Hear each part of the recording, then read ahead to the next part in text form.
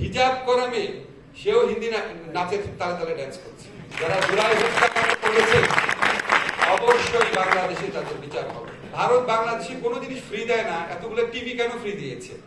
মাঝে মাঝে আমি দুঃখ করে বলতাম যে আমার মনে হয় উনি আমাদের সবাইকে আউটলিভ করবে। আউটলিভ করা তো বুঝছেন আর কি, আমাদের আমরা মরে যাবো কিন্তু উনি বেঁচে থাকবে। এবং ধীরে ধীরে কিন্তু বয়স কম ছিল না। তো এরকম একটা সময়ে আমাদের তরুণরা যেই মহান বিদ্রোহ করলো, যে অবিশ্বাস্য বিদ্রোহ করলো, জীবনের মায়া ত্যাগ করে। আমি তো ওদের সাথে অনেক কথা হয়, মনে হচ্ছে আমাকে মাঝে মাঝে বলে নাহিদ আসিফরা বলতো আর কি, যে 18তে যারা আন্দোলন করেছিল তাদের সাথে তাদের একটা পার্থক্য আছে।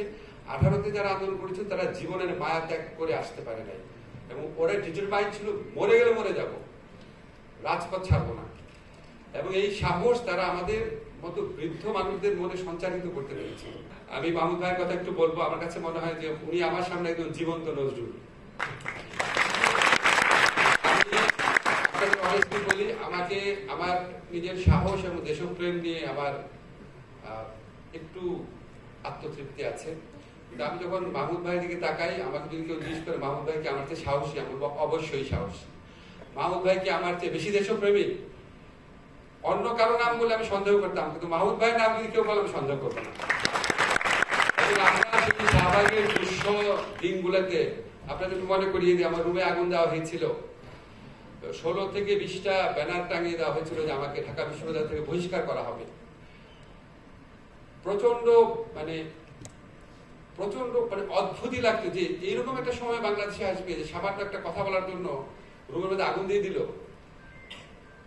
তখন নিজেও একটুখানি অবদমিত হয়ে গিয়েছিলাম, ভাবতাম যে আর কত রিস্ক দেবো, একটু বুঝে চলা শুরু করেছিলাম। সেরকম সময় একদিন দেখলাম প্রথম আমার দেশের 8 কলাম হেডিং ছিল, একটা 8 কলাম বড় বড় আপনার অক্ষরে, শাহবাগে ফ্যাসিবাদের প্রতিধ্বনি। মানে আমি বিশ্বাস করতে পারি না সম্ভব ওই সময় বসে এরকম একটা হেডলাইন করা। আমার তো মনে হয় মাহমুদ ভাই শুধু এই হেডলাইনের জন্য বাংলাদেশের সাংবাদিকতার ইতিহাসে, প্রতিবাদের ইতিহাসে চিরস্মরণীয় হয়ে থাকে। এবং এরপর আমার মনে আছে যেদিন ওনাকে আদালত প্রাঙ্গণে আক্রমণ করা হয়, যেদিন ওনার পুরো শরীর রক্তাক্ত ছিল, আমি কয়েকদিন আগে ভিডিওটা আবার দেখেছি। ছাত্ররা যেভাবে প্রাণ দিয়েছে, তারা জেগে উঠেছিল দেখে রাতটা চলে গেছে। বাট আমার কাছে মাঝে মাঝে মনে হয় আমাদের কি রাত আসলে চলে গেছে? আমাদের একটা রাত চলে গেছে, আমাদের আরো রাত ভবিষ্যতে আসবে। আমাদের এখানে এই রাত আনার যে এজেন্টরা তারা সক্রিয় আছে। কাজে আমাদেরকে দীর্ঘস্থায়ী রাত যারা উপহার দিয়েছিল, যারা চাপিয়ে দিয়েছিল, আমাদের অবশ্যই তাদের বিচার করতে হবে। আমাকে অনেক সময় আপনারা বলেন যে পুলিশ এটা করলো কেন, জিনিসপত্রের দাম বাড়লো কেন? আমি আইনমন্ত্রী, আমার দায়িত্ব হচ্ছে একটা সুবিচার নিশ্চিত করা। সেটা করতে পারি নাকি দেখেন। যদি যতদিন বেঁচে আছি এই লক্ষ্য থেকে বিন্দু মাত্র বিচ্যুত হব না। যারা জুলাই হত্যাকাণ্ড করেছে অবশ্যই বাংলাদেশে তাদের বিচার হবে, অবশ্যই। আমাদের এখানে আরেকটা সাংস্কৃতিক লড়াই রয়েছে, এখানে শিবিরা রয়েছে, আব্দুল্লাহ শিকদার ভাই রয়েছে, মাহমুদ ভাই রয়েছে।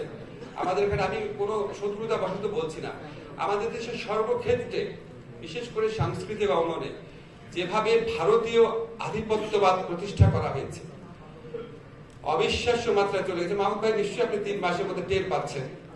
আমাদের এখানে এমনকি একটা সামান্য বিয়ের প্রোগ্রামের মধ্যেও আমি দেখি আমার নিজের চোখে দেখা হিজাব করা মেয়ে সেও হিন্দি নাচের তালে তালে ড্যান্স করছে। এমন ভাবে অনুপ্রবেশ করিয়েছে। ভারত বাংলাদেশে কোনো জিনিস ফ্রি দেয় না, এতগুলো টিভি কেন ফ্রি দিয়েছে?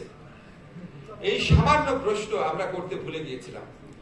এই সাংস্কৃতিক আধিপত্যবাদের বিরুদ্ধে লড়াই করতে হবে কোনো অন্য দেশের প্রতি শত্রুতা থেকে না, নিজের আত্মপরিচয়, নিজের আত্মমহিমা, নিজের আত্ম অহংকারকে বোঝার জন্য।